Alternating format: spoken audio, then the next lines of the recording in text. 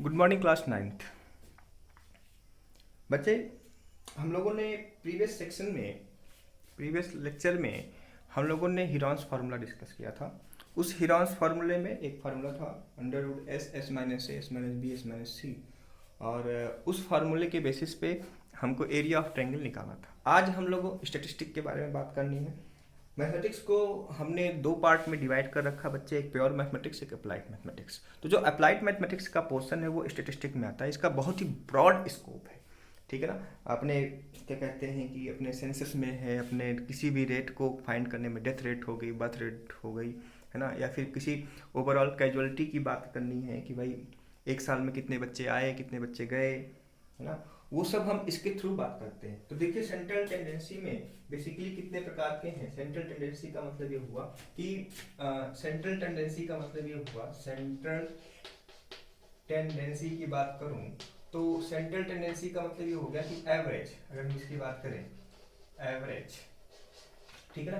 Average का मतलब क्या हुआ, आप समझ रहे होंगे। एवरेज का मतलब ये हुआ किसी भी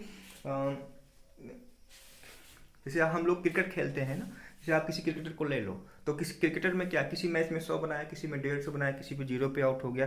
तो कहने का मतलब ये हुआ कि भाई उसका एक जो एवरेज हुआ कि एवरेज वो कितना अच्छा परफॉर्मेंस किया है।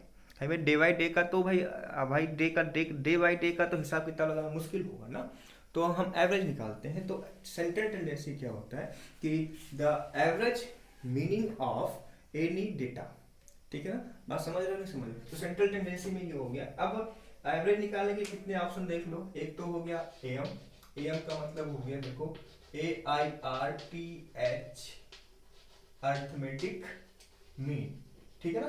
दूसरे की बात कर लो, दूसरा जो है बच्चा हमारे पास, है ना, जियोमेट्रिक मीन, जियोमेट्रिक मीन, जिसको हम सिंपल में AM बोलते हैं, इसको हम सिंपल में GM बोलते हैं। तीसरा जो हो गया बच्चे हमारे पास वो हो गया हार्मोनिक मीन, हार्मोनिक मीन, इसको हम शॉर्ट में HM बोलते हैं, ठीक है ना।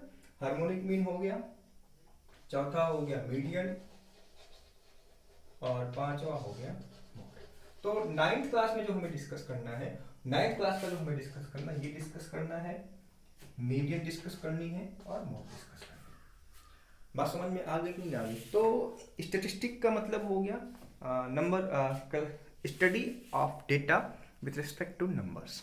तो अगर देखा जाए सेंट्रल टेंडेंसी मेजर करने के लिए हमारे पास अप्रॉक्सीमेटली 5 मेथड है, ठीक है ना। इसमें अर्थमेटिक मीन हो गया, ज्योमेट्रिक मीन हो गया, हार्मोनिक मीन हो गया, ठीक है ना, मीडियन हो गया एंड मोड हो गया। तो नाइन्थ क्लास में मैं क्या डिस्कस करना बच्चे, arithmetic mean, median and mode. आइए अर्थमेटिक मीन की बात कर रहा हूँ। अर्थमेटिक मीन की बात करें तो अर्थमेटिक मीन की डिफिनेशन क्या है, उसके बेसिस पे हमें क्वेश्चंस क्या करना है वो देखना है, ठीक है ना। चलिए अर्थमेटिक मीन की बात करें तो ग्रुप डेटा, देखो दो प्रकार की डेटा है, तो डेटा समझ लो। डेटा में है एक अनग्रुप डेटा,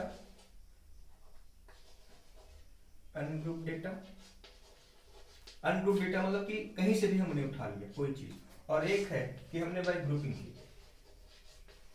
ग्रुप डेटा, ठीक है ना।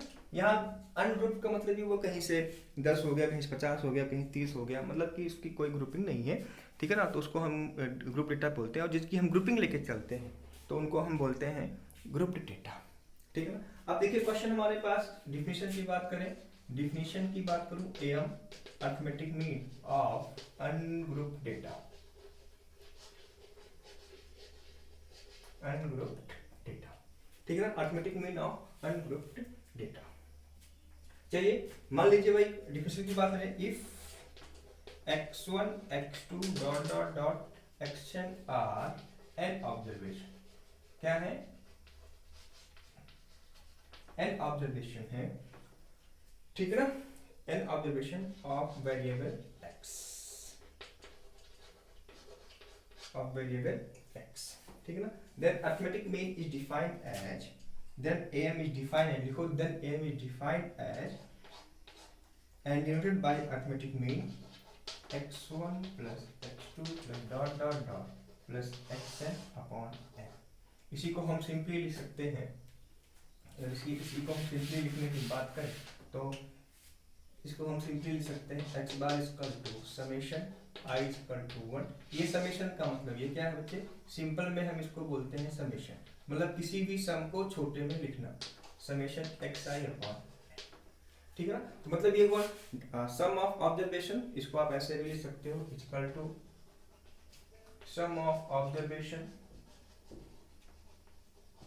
सम of observation plus number, total number of observation, total number of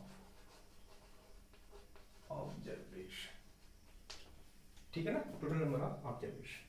बात समझ में आ गई। अब इस पे अगर हमें क्वेश्चंस करना है तो आप देख लीजिए, सिंपल सा है, कुछ नहीं करना है, आपको काउंट करना है कितने प्रकार के, किस प्रकार के क्वेश्चन है, किस प्रकार की चीजें हैं, ठीक है ना, उसके बेसिस पे हम लोग क्वेश्चंस करते रहेंगे। जैसे हमारे पास पहला वाला क्वेश्चन है, बहुत ही सिंपल सा क्वेश्चन मैं आपको ले रहा हूँ, आपसे कह रहा हूँ, ठीक है ना।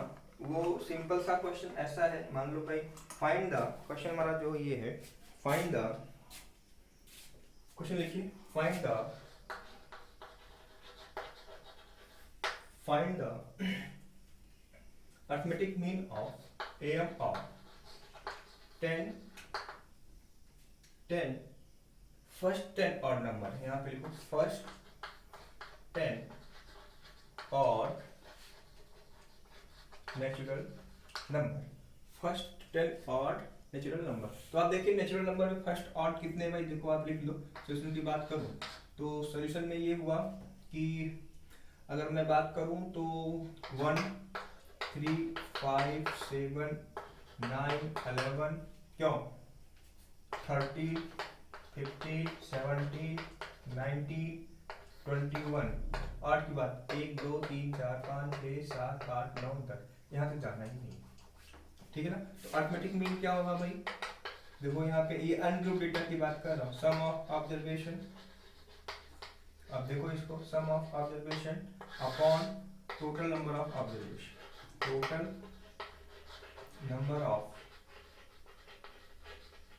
ऑब्जर्वेशन क्या दे रहा है भाई, 1 + 3 + 5 + 7 + 9 + 11 + 13 + 15 + 70 + 19 upon how many numbers, 10 numbers.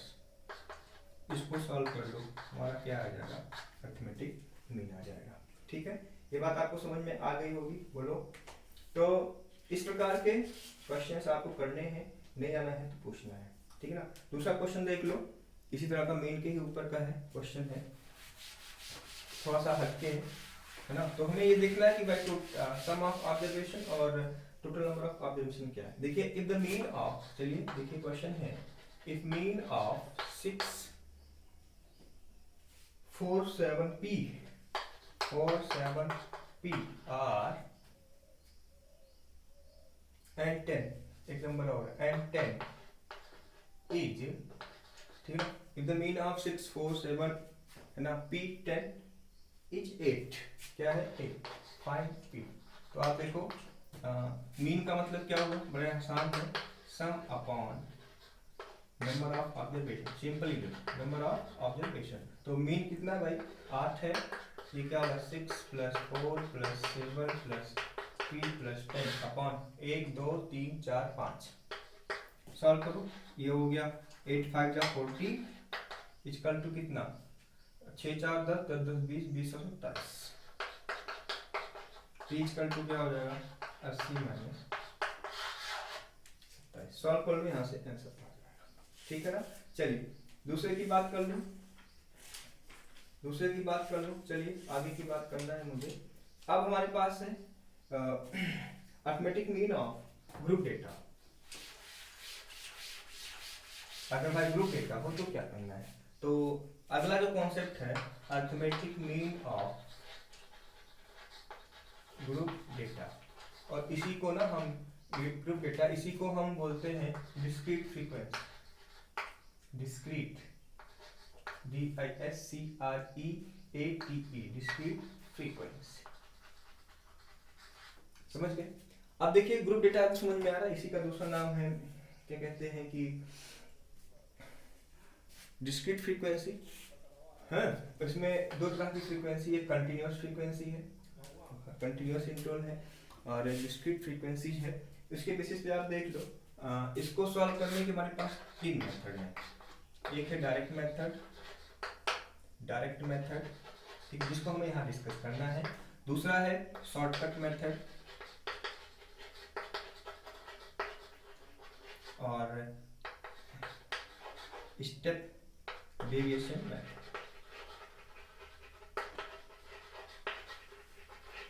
ये दोनों चीजें आप 10th में पढ़ोगे, ये चीजें आप 9th में पढ़ोगे, ठीक है ना। तो आइए देखिए, आप लिखिए, सीधा सा डिफिनेशन लिखिए, let x1 x2 dot dot dot xn are n variables, ठीक है ना, n variables of variable x and f1 f2 dot dot fn are their respective frequency. क्या है? Respective frequency. Then arithmetic mean is defined as,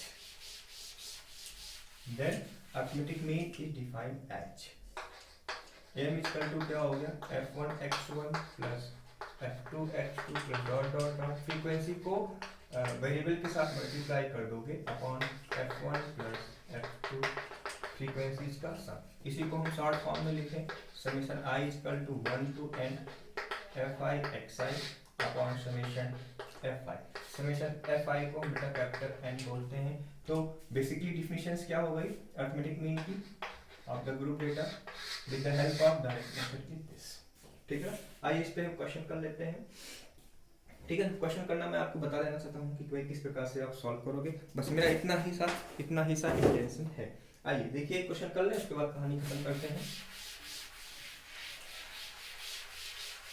जैसे कि find the mean अगर following distribution, ये हमारे पास x है, ये हमारे पास f है, 4 6 9 10 एंड 15। उसके रिस्पेक्ट में फ्रीक्वेंसीज क्या है देख लो, 5 10 10, ठीक है ना, 7 8, ठीक है ना। क्वेश्चन कैसे सॉल्व करना है, यहाँ x मान लो, यहाँ पे f मान लो, ठीक है ना। ये हो गया हमारे पास 4 6 9 10, ठीक है ना, और ये 15।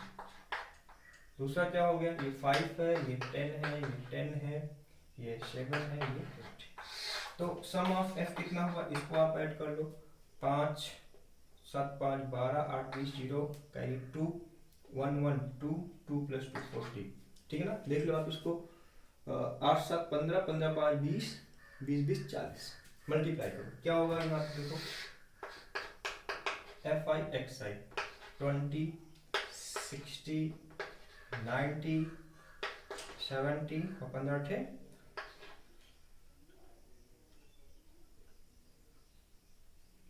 40।